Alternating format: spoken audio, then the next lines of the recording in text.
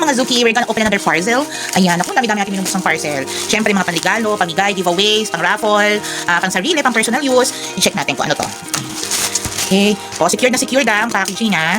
Kasi yan ang gusto ko sa isang seller, yung napaka-ayos ng packaging para ma-secure talaga ang item. Siyempre, paano kung ipanregalo mo? Diba? Alam naman hindi porket may return process. Diba? May return refund, sige-sige lang kayo. Hindi rin. Diba? Para naman, siyempre, gagawin nila maayos ang packaging nila para kumita din. Ayan, Diyos ko, Diyos ko, ayaw talaga magpabukas. Ano ba yun talaga naman? Ayan, daldal pa more na well packaging ang hirap. Ayan. Wait, o, diba nakabox pa?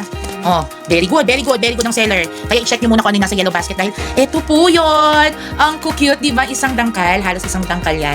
Mga buckets, di ba? Ayan na. Rilakkuma po yan, may yellow. Ayan, may yellow.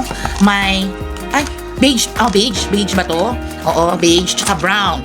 O, tatlong kulay na Rilakkuma. Kung kilala nyo si Rilakkuma, actually mga batang tonto. O, di ba ang ganda? Pwede nyo lagyan ng mga sabon, ganyan, pwede nyo pang giveaway, lagyan nyo ng sabon, shampoo, o kaya candies, tapos i-plastic wrap nyo lang ng clear. Ang ganda, kaya pamigyan nyo na ng ganyan.